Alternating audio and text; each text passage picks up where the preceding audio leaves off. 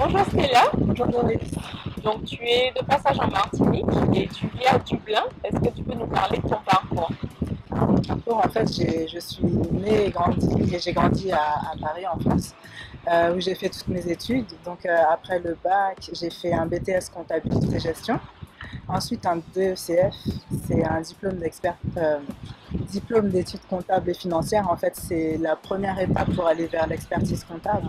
Donc j'ai fait 2 ans en cabinet comptable et une année au sein d'un hôtel parisien. J'ai eu en fait l'opportunité de partir aux États-Unis pour travailler pendant 4 mois avec le visa G1 où j'ai travaillé chez SeaWorld. En fait, c'était un job d'été et c'était vraiment une superbe expérience. En revenant en France, je cherchais plus à travailler au sein d'une multinationale.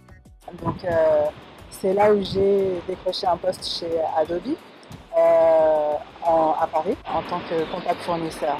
Après 2 ans et demi, donc Adobe à Paris décide de réorganiser ses services financiers et de tout centraliser à Dublin en Irlande.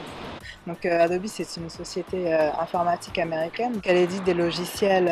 Parmi les plus connus, on a Photoshop, Acrobat et le PDF, la Creative Suite par exemple.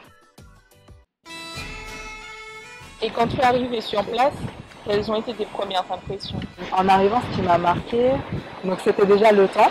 J'ai vraiment, voilà, eu l'expérience de l'appui irlandaise. Pour moi, déjà, il fallait m'adapter à l'accent qui est un peu particulier et le nom des villes aussi qui est parfois il y a certaines villes qui sont écrites en gaélique.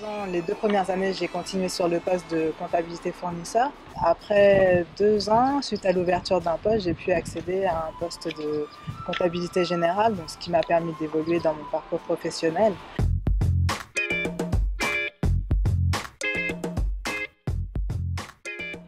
Sinon, comment est la vie à Dublin côté pratique? Alors côté pratique, c'est vrai que le niveau de vie est assez élevé là-bas. Et les loyers par exemple sont assez chers. On opte plutôt pour la colocation.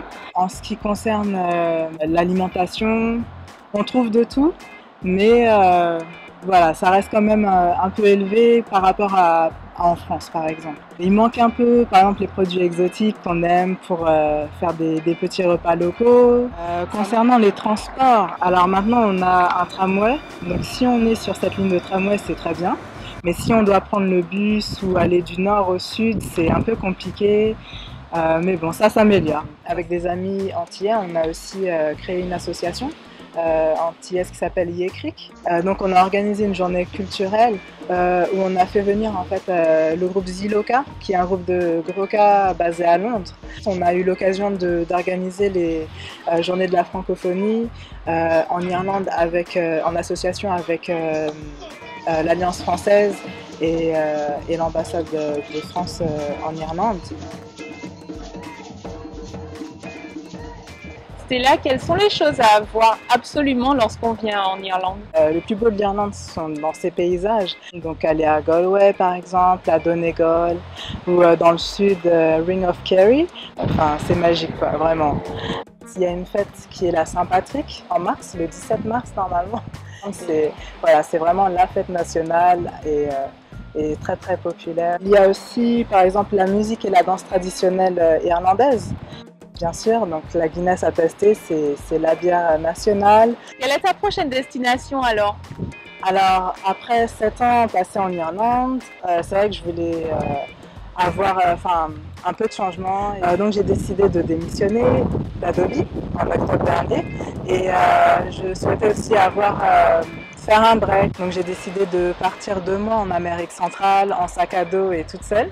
Pu avoir un contact grâce à Carib Expat d'une personne qui était au Panama et qui m'a un peu aidée à mon arrivée, donc ça c'était super. Donc j'ai traversé le Costa Rica, le Nicaragua, Guatemala, le Belize pour finir voilà, au Mexique.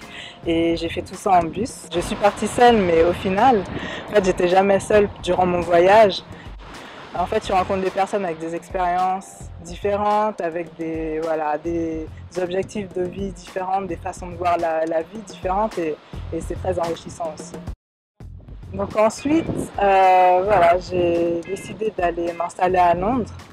prochaine destination. Et donc pourquoi? Parce que bon, déjà je voulais changer. Enfin, Londres c'est plus grand, il y a plus d'opportunités aussi. Donc on verra au niveau professionnel, je pense que ça va être aussi intéressant. Bah, merci beaucoup Stella. Bien de rien, merci à toi de m'avoir invité à faire ce portrait.